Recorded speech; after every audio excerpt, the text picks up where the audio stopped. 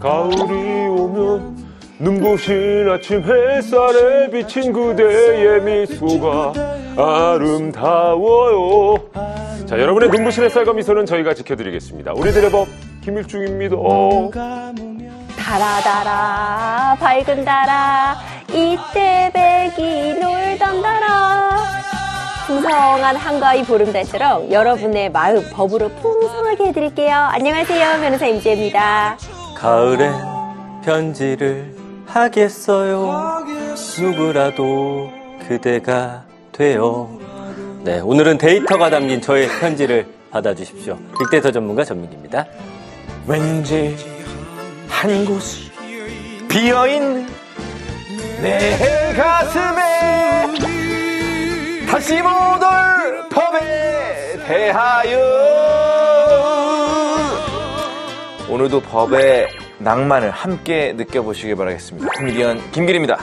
자, 노래를 이렇게 선곡하고 보니까 진짜 완연한 가을 느낌이 그럼요. 노래로는 확실히 드는 것 같습니다. 그런데 이런 낭만 법에도 있을까요? 법이야말로 낭만 그 자체죠. 왜요? 왜요? 돈을 벌어줘서? 법벌이. 낭만이 확 깨지네. 낭만이 파괴됐다. 예. 근데 이 법이라고 하는 게 어떻게 보면 제일 객관적이고 냉철하고 막 두꺼운 책 속에 존재하는 것 같지만 네. 그 한 줄에 어떻게 해석할지 이 천태만상이 다 들어있잖아요. 어떻게 바라보냐에 따라 누군가에게 좀 따뜻하게, 누군가에게 냉정하게 그렇게 돈을 벌어다 주는 거죠. 미안합니다.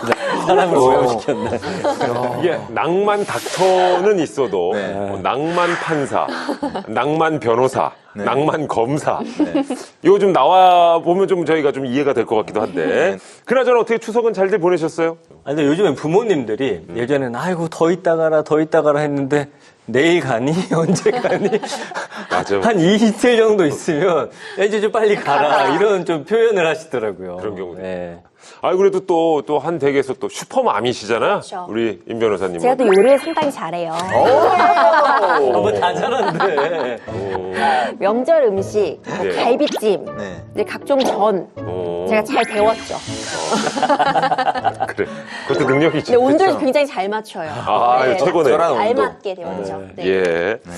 적절한 온도 중요하죠. 근데 이제 보통 추석에 이제 고향 갔다고 뭐 친구들 만나는 경우도 반갑게 부어라, 마셔라 하는 경우를 종종 있는데 그래서 이제 음주운전 사고가 많이 나는 시즌이 또 요 시즌이라고도 합니다. 맞습니다. 절대 그러면 안 되는데 네. 실제로 그렇더라고요. 경찰청 자료를 보니까 2018년부터 2022년까지 5년 동안 추석 연휴에 벌어진 전체 교통사고 1,380건 중에 음주운전으로 인한 사고가 1,114건이나 됩니다. 10.7%. 그러니까 이 명절에 난 사고 10건 중에 한 건은 바로 이 음주운전 사고인 거예요. 그리고 이제 보통 음주운전은 재범률이 또 높은데 약 45%가 재범입니다. 네. 그러니까 이 음주운전 사실 우리 주변 보면 아시겠지만 좀 상습적으로 하시는 분들이 계세요. 네. 근데 이 음주운전을 막는 법이 시행된다고 얘기를 들었거든요. 무슨 뭐 장치를 단다고 들었는데. 맞습니다. 바로 음주운전 방지 장치입니다. 그러니까 도로교통법 개정에 따라서요, 음주운전 치료 관점에서 신설된 내용인데요. 오는 10월 25일부터 도입이 되게 됩니다. 상습 음주운전자가 대상인데 이제 2회 이상 적발된 사람이 여기에 속하게 되고요. 음주운전으로 면허가 이미 취소된 사람이 다시 면허를 취득하고 5년 이내에 또 음주운전을 해서 적발된 경우에 적용이 되게 됩니다. 근데 언뜻 생각하면 그렇게 두 번이나 적발될 정도면 면허 취득은 아예 못하게 해야 되는 거 아닐까 생각을 해보는데 어쨌든 또 운전할 수 있다는 거잖아요. 맞습니다. 이렇게 되면 사실상 일반 면허 취득이 불가능한데 그 대신에 조건부 면허를 취득을 할 수 있는 겁니다. 그 조건이 음주운전 방지장치 부착인 건데 이 음주운전 방지장치는 음주 측정기에 숨을 이제 후 불어가지고 알코올 측정이 안 될 때만 차에 시동이 걸리는 그런 기기예요. 그 상습 운전자는 반드시 부착을 해야 되고 면허 취소 기간과 동일합니다. 야, 그럼 5년 면허 취소다. 그러면은 5년간 부착하는 거네요. 이거를 훼손하면 굉장히 큰 일이 벌어질 것 같은데요. 훼손하면 말 그대로 큰일 나죠. 훼손하면 부착한 이유가 없어지잖아요. 이걸 함부로 훼손하거나 이렇게 하게 되면은 3년 이하의 징역 또는 3천만 원 이하의 벌금에 처해질 수 있습니다. 아니면 이걸 부착하지 않고 주행하다 걸리면 1년 이하의 징역, 300만 원 이하의 벌금에 처해질 수 있어요. 그러니까 이 음주운전 방지 장치를 달았다고 모든 음주운전을 다 막을 수는 없겠지만 그래도 적어도 그거 있으니까 하면 안 되겠다 하는 경각심은 충분히 생길 것 같아서 좀 기대를 해보고 있습니다. 네. 그리고 또 하나 알아두셔야 될 게 12월 1일부터 5인승 이상의 승용 자동차를 포함한 모든 차량에 차량용 소화기를 비치를 해야 됩니다. 네. 이거 좀 우습게 하는 분들 계신데 이거 어기면 3년 이하의 징역 또는 3천만 원 이하의 벌금이 부과된다고 하니까 오. 미리미리 준비하시면 좋을 것 같습니다. 그렇군요. 자, 소화기, 특히나 장거리 운전, 필수품이라고 합니다. 10월 25일 음주운전 방지장치 부착, 그리고 12월 1일 차량용 소화기 비치 의무화, 안전운전을 위한 특효약이 됐으면 하는 바람 가져보고요. 이번에는 우리 사회에 좋은 약과 같은 법을 만드는 입법자를 모셔봐야 되겠죠? 오늘의 주인공 바로 이분입니다.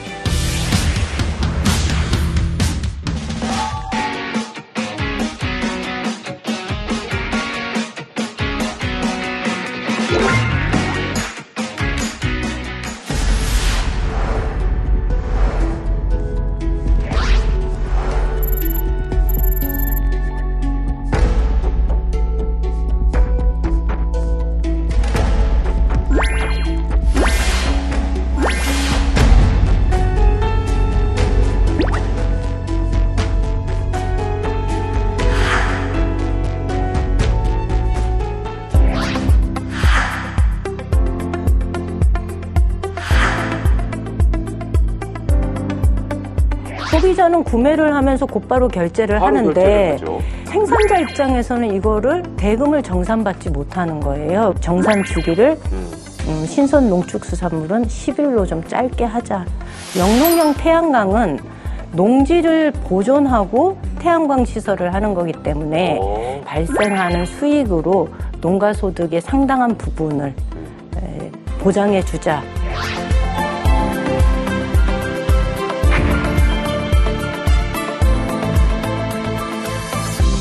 대구 경북 지역의 유일한 더불어민주당 국회의원, 똑소리 나는 우리 고향 지킴이 임미애 의원님 자리하셨습니다. 어서 오세요. 네, 안녕하세요. 임미애입니다.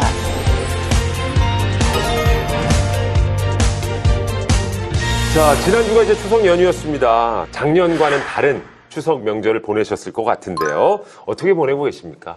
추석 때는 뭐 저희 지역에 오는 분들이 좀 많아서 뭐 그분들하고 좀 모임을 하느라고 좀 많이 바빴고요. 네. 무엇보다도 이 대구 경북에서는 민주당 국회의원이 귀하거든요. 네. 이 귀한 사람을 만나려고 하는 분들이 워낙 많아서 좀 바쁘게 지냈지요.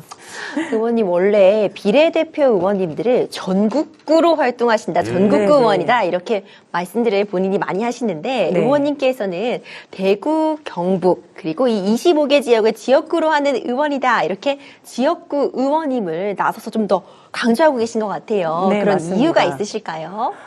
대구 경북에서 더불어민주당의 목소리를 내는 국회의원이 저 혼자고요.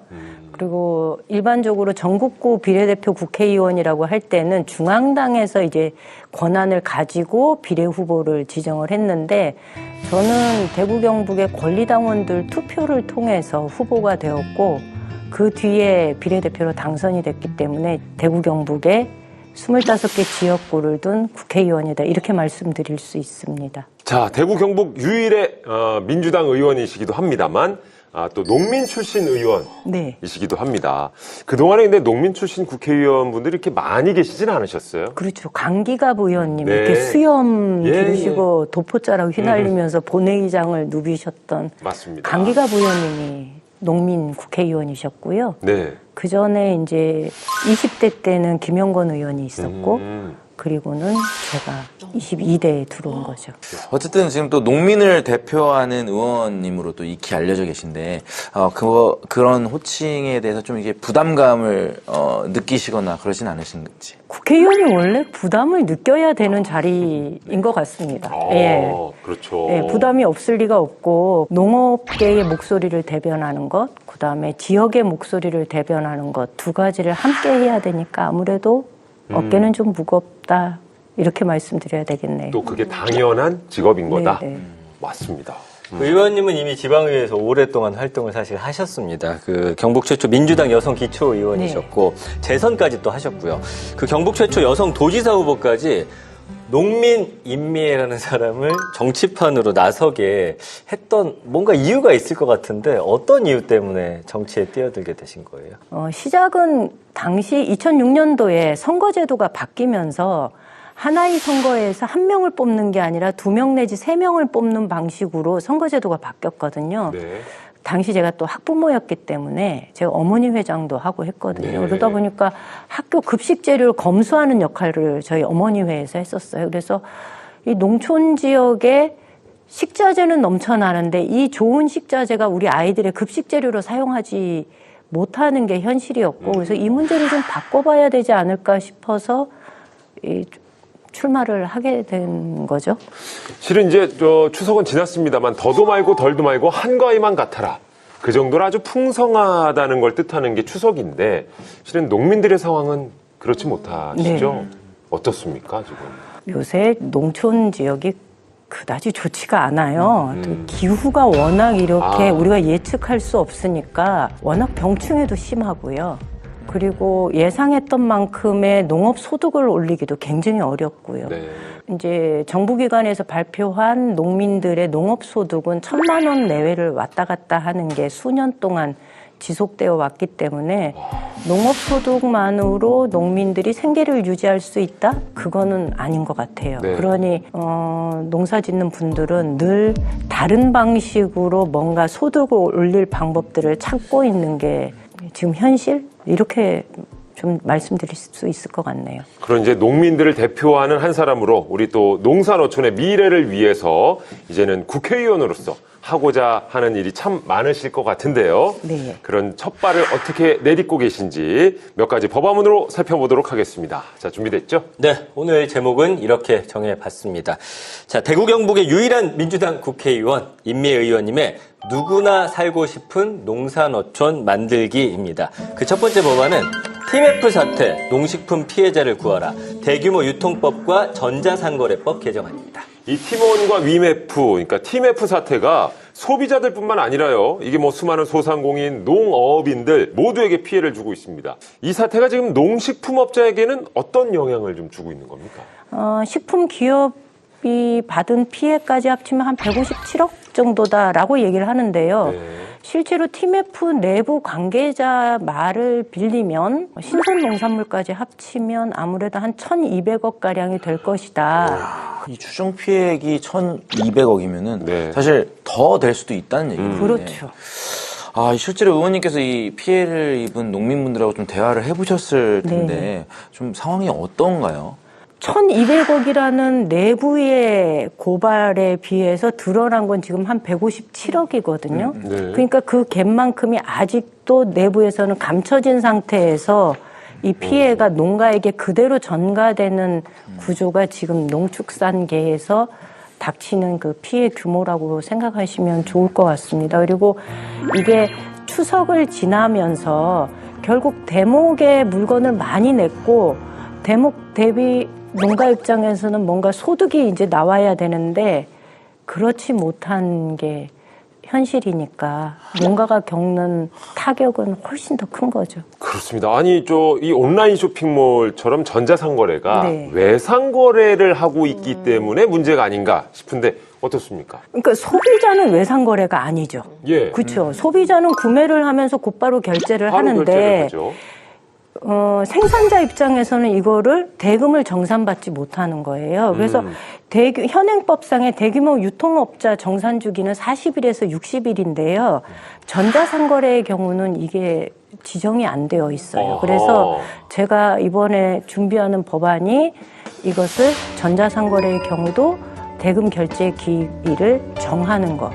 그다음에 특히 신선 농축수산물의 경우는 상품이 판매되고 그다음에 다시 반품되거나 이러는 게 사실 불가능하거든요. 그리고 안 그러면 폐기 처분이 되어야 되는 상황이기 때문에 그래서 신선 농축수산물의 대금 결제는 10일로 하자라는 내용으로 법안을 준비를 하고 있고요.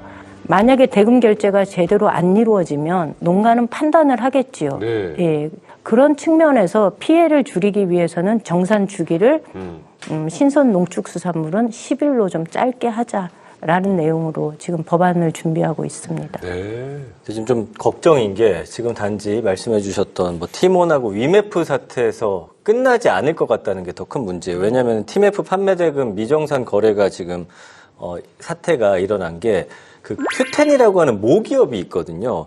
근데 그 또 다른 계열사가 인터파크 커머스인데 여기로 또 확산이 되고 있다는 거예요. 그래서 이곳 업체 월간 이용자 수가 약 50만 명이고 월 거래액이 한 1,000억 원가량 된다고 하니까 농민들 입장에서 뭐 여기뿐만 아니라 다른 곳에도 또 납품을 하고 있다라고 하면 피해가 더 커질 수 있는 그런 상황이 될 수가 있는 것이죠. 그렇죠. 그러니까 전자상거래를 하는 이 농산 축산물에 대해서는 판매 대금을 조금 더 빨리 지급될 수 있도록 하자. 이것이 네. 아주 법안의 핵심 내용이라고 볼 수 있을 것 같은데 이렇게 정산을 좀 빨리 해주고 빨리 받는 것만으로 어떤 이런 문제가 해결될 수 있을까요, 의원님?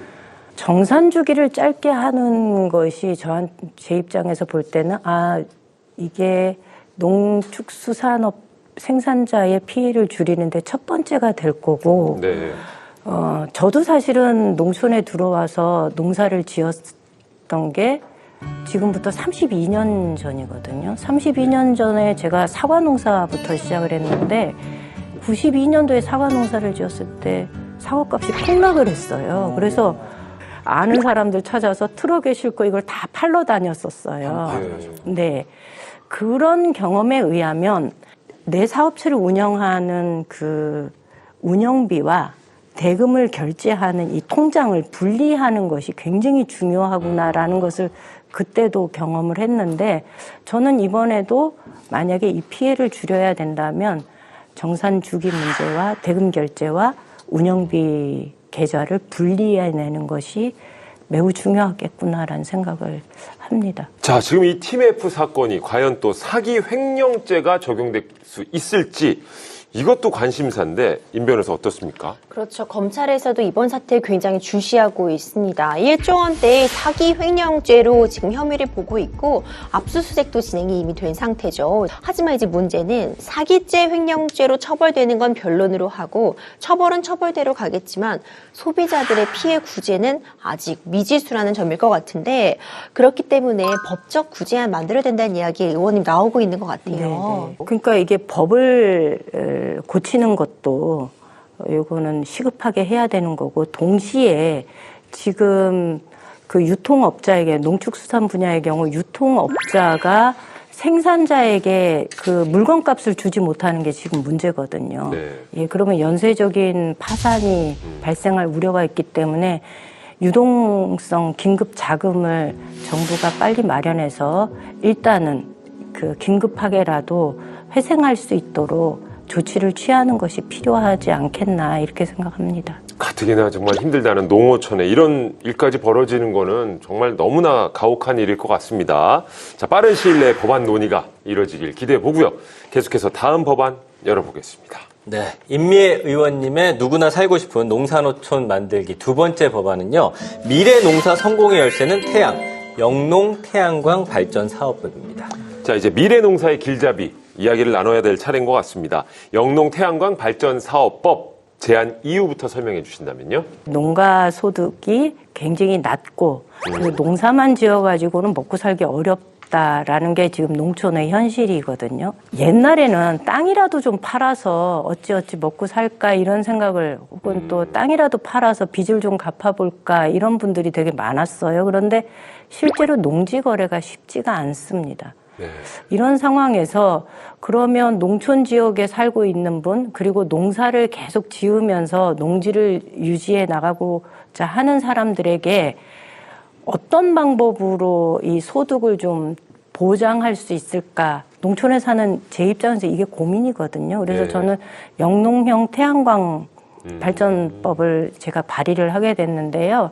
이거는 농사 짓는 농지에 태양광 시설을 해서 발전 사업자로 등록을 하고 여기서 발생하는 수익으로 농가 소득의 상당한 부분을 보장해 주자라는 법안입니다. 이제 태양광에 대해서 국민들이 좀 잘 아는 좀 시기가 된 것 같은데 네. 이 영농형 태양광은 좀 일반 태양광과는 좀 다른 건가요? 농지에 한다는 게 가장 큰 차이점인 거죠.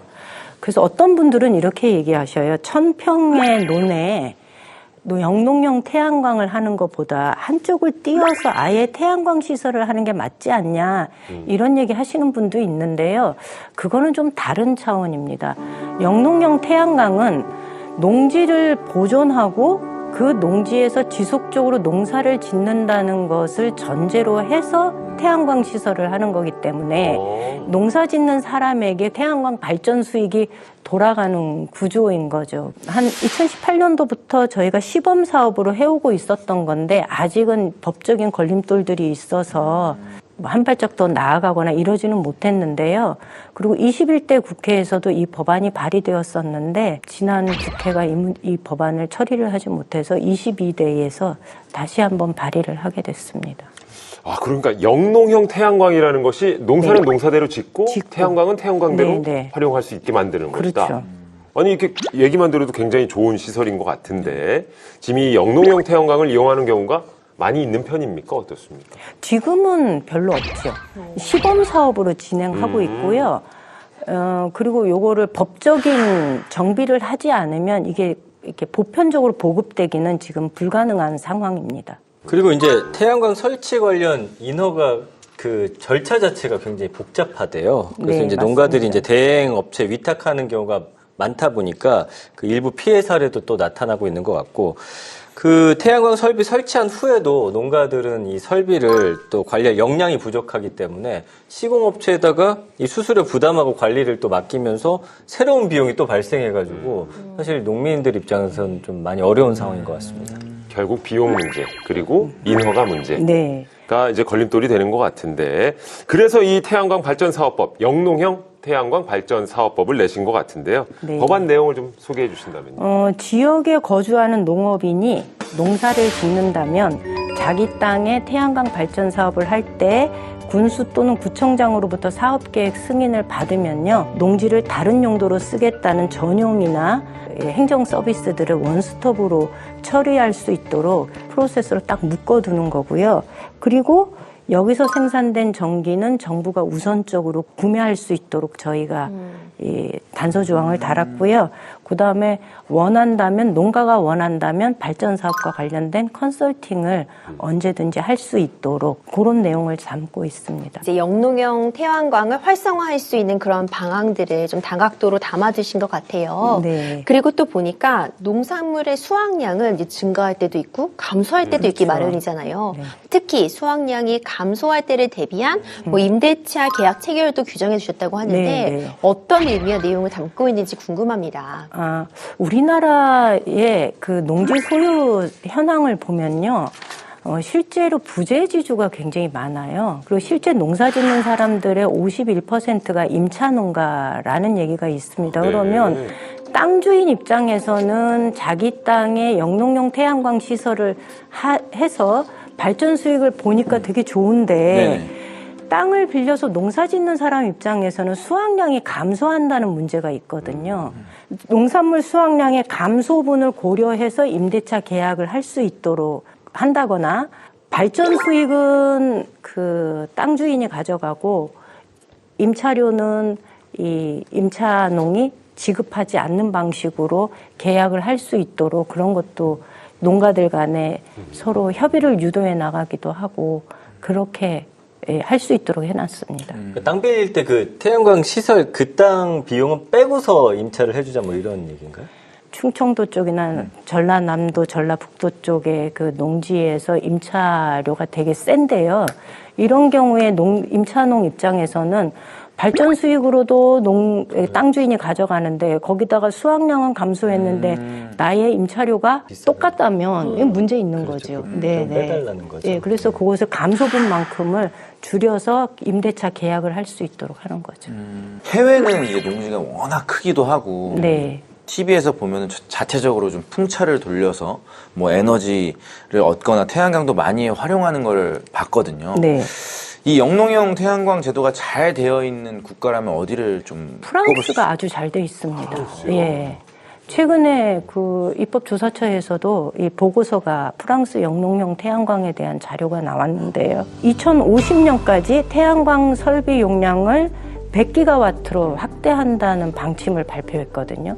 100기가와트면 저희가 원전에 왜 이렇게 길에 가다 보면 원전에 이게 둥그런 지붕 하나 있는 예. 그게 보통 1기가 정도 된다고 얘기를 해요. 그러면 태양광으로 100기가와트를 그 생산해내겠다고 하면 원전으로 치면 어마어마한 규모인 거죠. 23년도에 재생에너지 생산 촉진법을 만들었고요. 24년도에 영농형 태양광 촉진 등에 관한 총리령을 발표를 했습니다. 그래서 또 농업을 영위하는 조건으로 자격 농지뿐만이 아니라 임차 농지에도 설치를 허용할 수 있도록 그런 법안을 담아서 지금 그 프랑스에서는 운영을 하고 있습니다. 근데 이제 보니까 이 농사하고 전기 생산 동시에 이제 병행하는 거잖아요. 영농형 태양광의 개념을 최초로 정립한 국가는 독일이더라고요. 그래서 독일이 이제 2011년부터 본격적으로 영농형 태양광 그 연구에 돌입을 했고 지금은 이제 뭐 예를 들면 칠레나 베트남, 인도 이런 국가들에서 영농형 태양광 기술 고도화를 위해 애를 쓰고 있다고 합니다. 그래서 기술력은 지금 꾸준히 높아지고 있는데 확산은 좀 잘 안 되는 것 같아요. 그래서 왜 그런가 봤더니 아까 말씀을 해주셨지만 농업인으로서 받을 수 있는 뭐 보조금이나 특정 인센티브 같은 지원을 받지 못해서래요. 그래서 최근에 이제 관련 법 개정 움직임이 좀 활발히 일어나고 있는 것 같은데 이 세계적으로 봤을 때도 영농형 태양광 발전 이 핵심 과제는 바로 이 지원 범위를 넓히는 그런 문제가 아닐까라는 생각이 듭니다. 그렇군요. 이 영농형 태양광 보급하는 절차도 중요하겠지만 정부 지원금처럼 확대하는 것도 필요한 부분이라고 생각이 들고요. 앞으로 또 남은 과제 어떤 것들이 있다고 보십니까? 무엇보다도 영농형 태양광에 대해서 거부감을 가지고 있는 집단이 의외로 농민들이에요. 그래요? 네. 왜죠?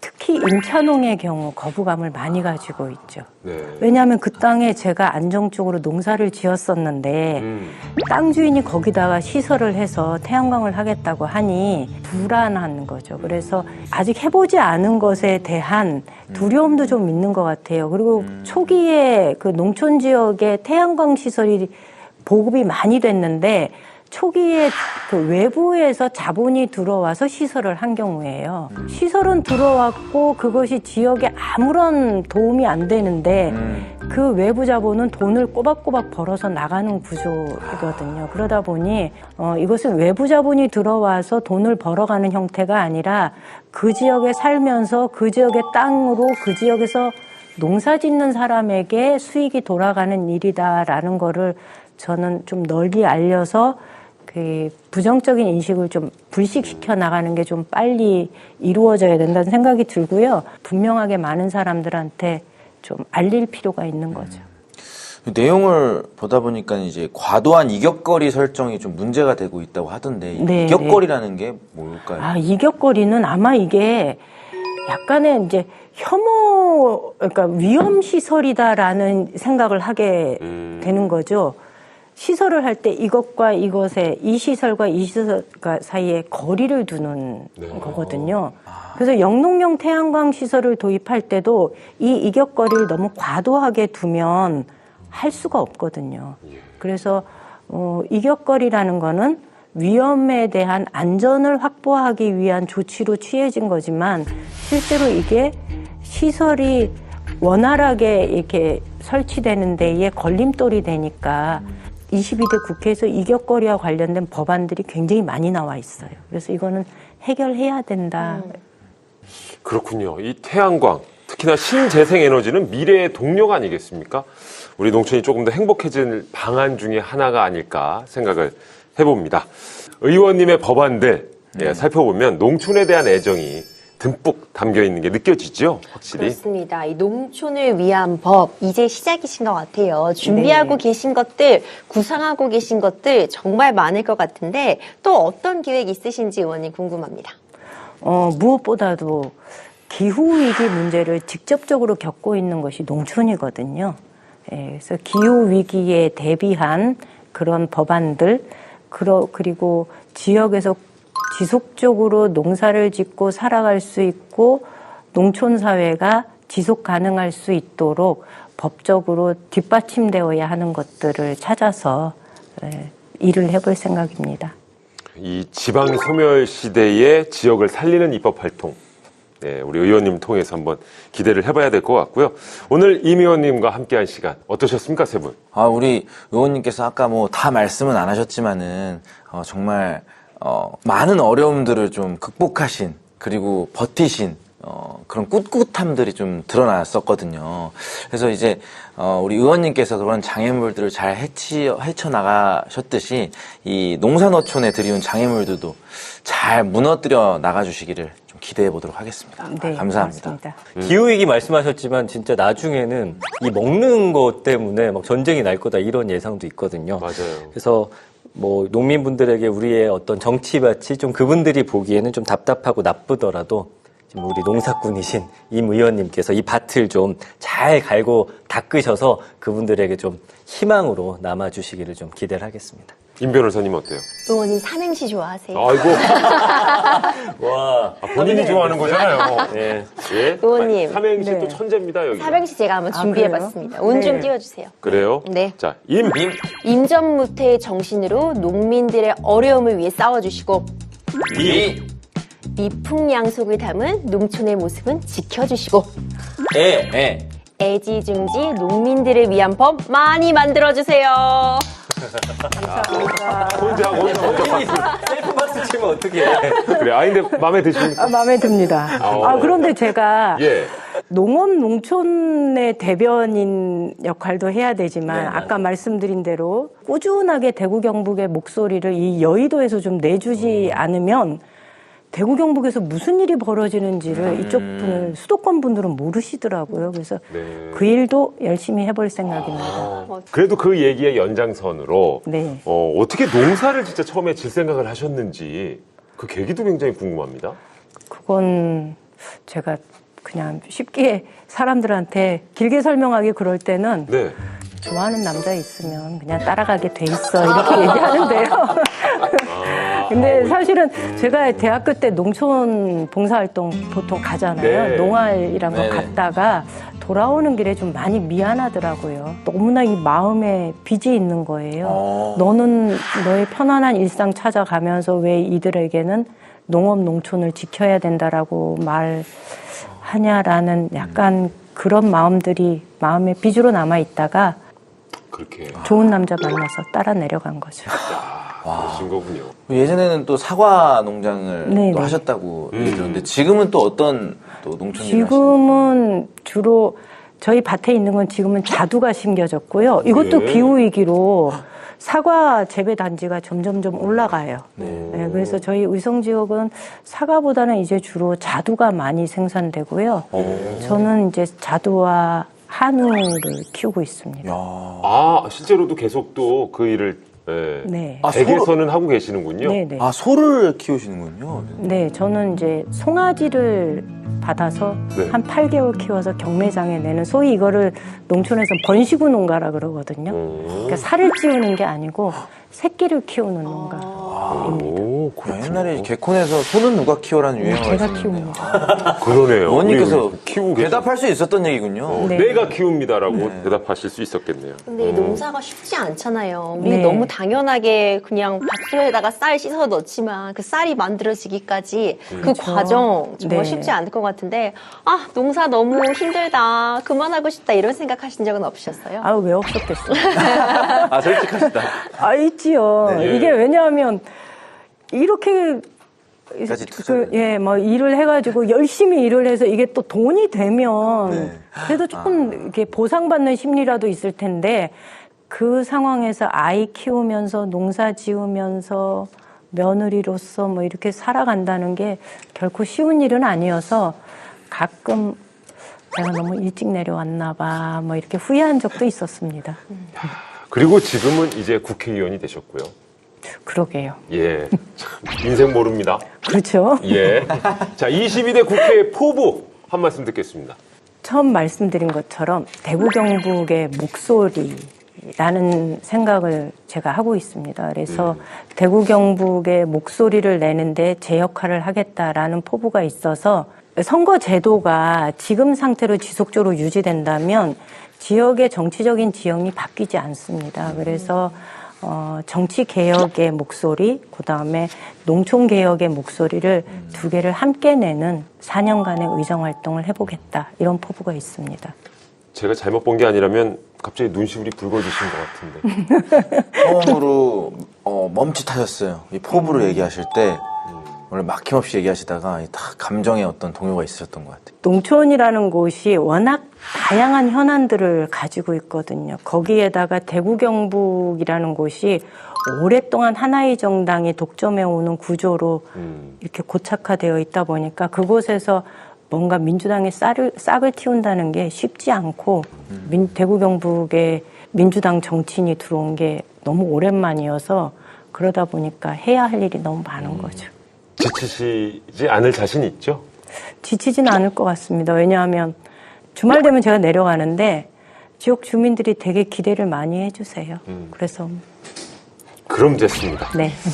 자, 기울어진 운동장이라는 표현을 실은 뭐 지역에 대한 민심 혹은 뭐 빈부격차 이런 여러 가지 곳에서 쓰고 있습니다만 그걸 좀 그래도 평평한 쪽으로 만들어 주시는데 주춧돌이 되실 힘을 내주시리라 믿으면서 오늘 인사드리도록 하겠습니다. 대구 경북 대표 정치인 임미애 의원과 함께한 시간이었습니다. 오늘 고맙습니다. 네, 고맙습니다.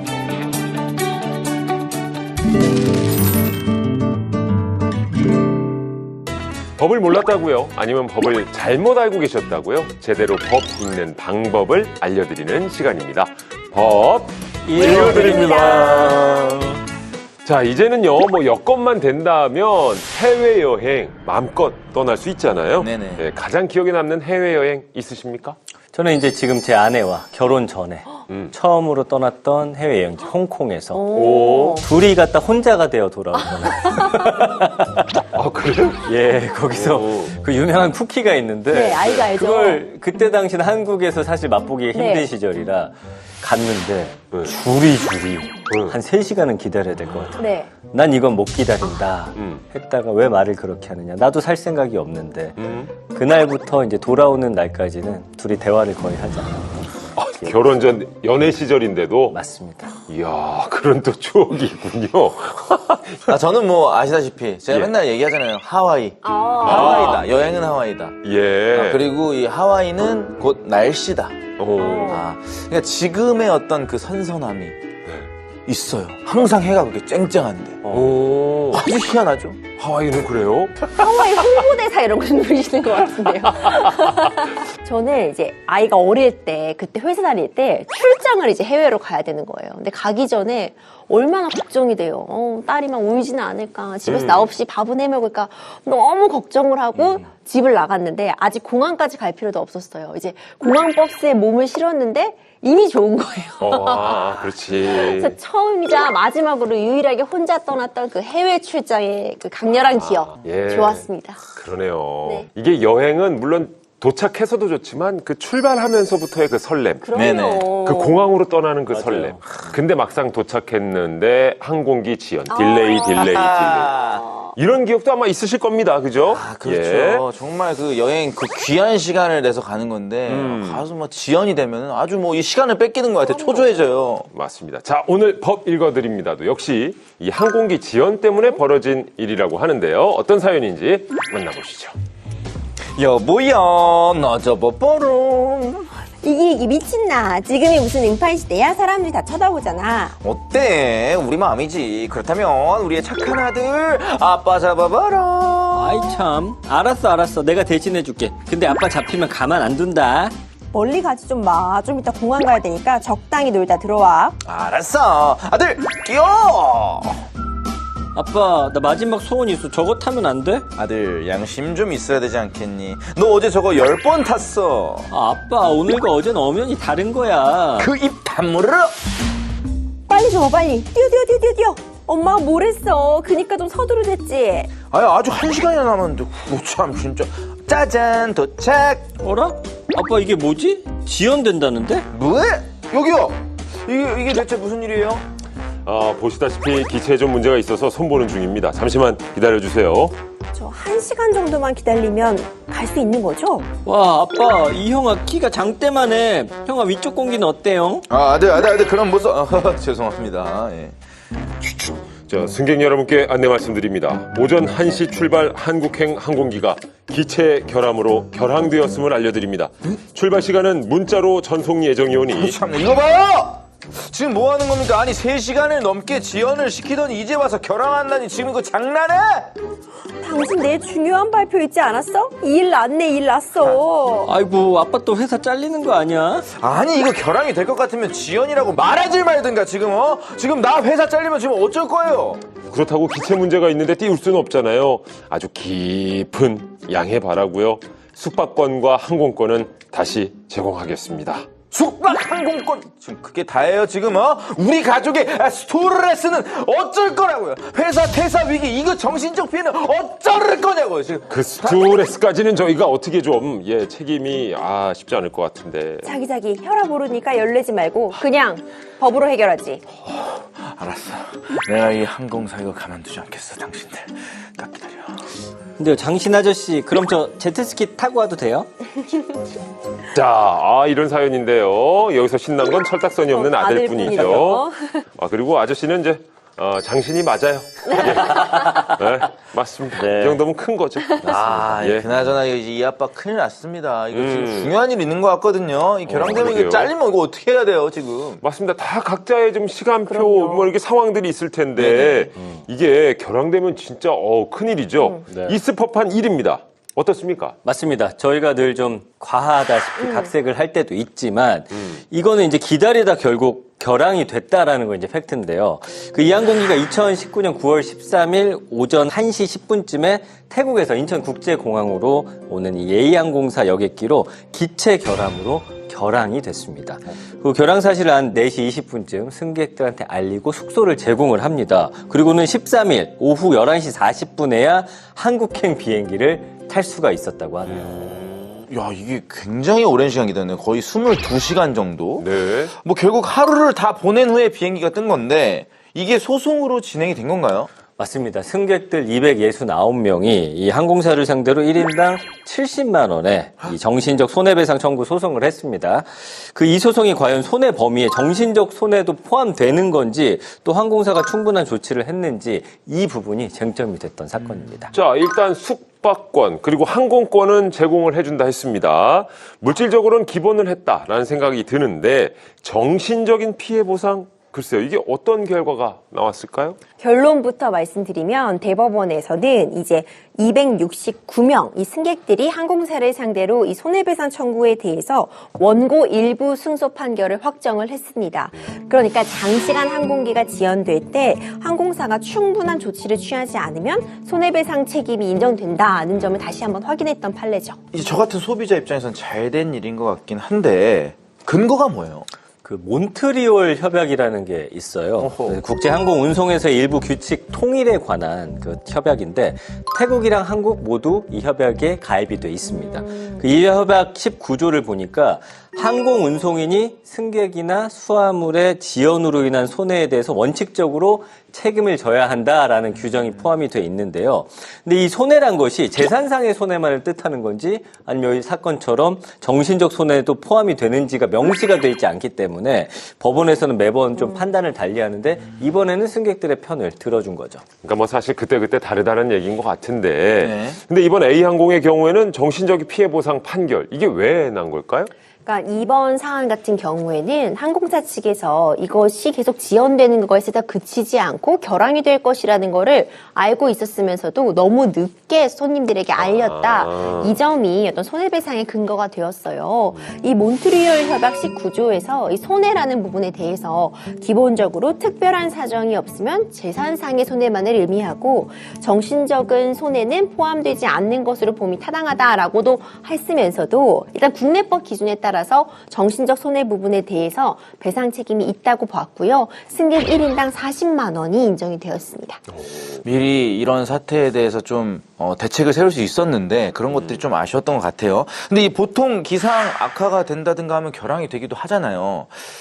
이런 거는 또 보상이 안 되는 거죠? 그 지난번에 왜 곽규택 의원님 나와가지고 네네. 관련한 좀 법안 다루면서 얘기를 좀 했던 부분입니다. 현행법상 기상 문제나 천재 이변 같은 불가항력적인 경우는 항공사 과실로 볼 수 없기 때문에 그 배상 책임 의무가 없습니다. 그렇죠, 임 변호사님. 맞아요. 몬트리올 협약도 얘기가 나오는데 이 항공편 지연에 대해서 과실 추정 원칙을 따르고 있습니다. 이 과실 추정은 항공사가 지금 잘못이 있는지 없는지를 따지기 전에 어떤 손해가 발생했으면은 항공사 측에서 입증하라 이런 내용을 담고 있어요.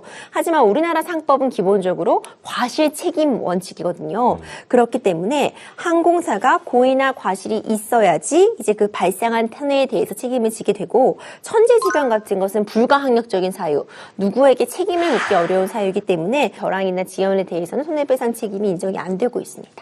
자, 근데 그런 경우가 있을 수 있습니다. 첫 번째 항공이 지연이나 결항되면서 바로 다음 이제 항공편으로 갈아타야 되는 경우 있잖아요. 네네. 근데 당연히 그거 못 하게 될 테고 또 목적지에서 뭐 호텔이나 숙박시설 예약해놨는데 그것도 노쇼가 될 테고 이것도 전부 그러면 손해배상 해줘야 되는 겁니까? 이런 손해를 우리가 특별 손해라고 하는데요. 민법에서 이제 특별 손해는 특별한 사정으로 인한 이런 손해에 대해서는 이거를 상대방이 알거나 알 수 있었을 때에만 특별 손해를 배상하는 것으로 한다라는 규정을 두고 있어요.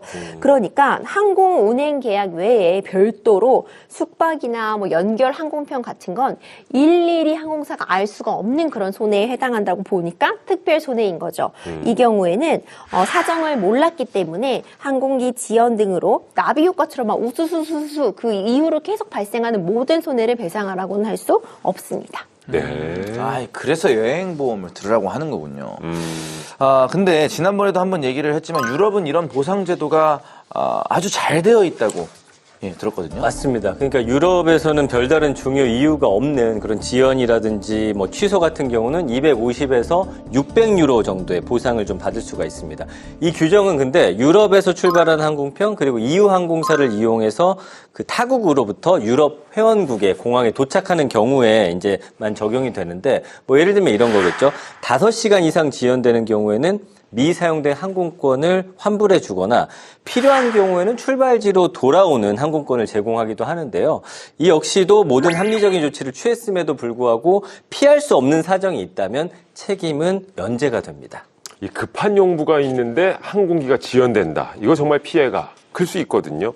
현행법을 좀 재정비하는 노력도 필요하겠습니다. 맞습니다. 국토부 기준에 따라서 지연이라고 하면은 국내선은 30분이고 국제선은 60분 이상 넘어가면 지연으로 분류가 됩니다.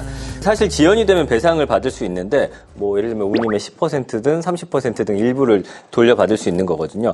근데 사실 한두 시간 이 정도는 보통 우리가 이제 이용을 하면서 그냥 넘어가는 경우가 많아요. 네네. 그래서 항공사들이 지연이나 결항에 대한 책임 소재를 좀 너무 쉽게 보는 것 같다. 이런 뭐 의견들도 있는데 그래서 이와 관련한 배상 규정을 좀 만들 필요가 있지 않나라는 생각이 듭니다. 또 이제 한 가지 팁을 좀 드리자면요. 항공기 같은 부분이 지연이 됐을 때 내가 지금 급한 사정이 있을 수 있잖아요. 반드시 돌아가야 되는 그런 사정이 있다거나 특수한 상황이 있으면 이런 부분을 적극적으로 알리는 게 중요해요. 내가 이런 상황이 있으니까 빨리 돌아가야 되니까 대체 항공편을 알아봐 달라. 이런 요구를 미리미리 해 두셔야지 좀 보상이 수월해질 수 있고요. 경우에 따라서는 이런 내용들을 좀 녹음으로 남겨둔다거나 뭐 메일에 보내던가 그런 증거로 남겨놓는 것도 좀 중요할 것 같습니다. 역시 증거가 참 중요한 거군요. 자, 김기리 평론가의 한 줄평 들어보죠. 네, 김기의 한 줄평입니다. 항공사 지연 결항 책임 그 범위를 확실하게 넓히고 제발 좀 누구보다 빠르게 남들과는 다르게 배상하라. 좋아요. 빠르게 배상하라는 뜻이죠? 네, 남들과는 다르게는 빼주세요. 예. 자, 소송까지 가면 정말 이거 하세월이거든요. 예, 신속한 피해 구제 방안이 나왔으면 좋겠습니다. 오늘 저희가 준비한 내용은 전부 전해드렸네요. 다음 시간에도 여러분의 피해를 구제할 수 있는 좋은 법안들 가지고 다시 찾아오겠습니다. 우리들의 법, 다음 시간에도 함께해요.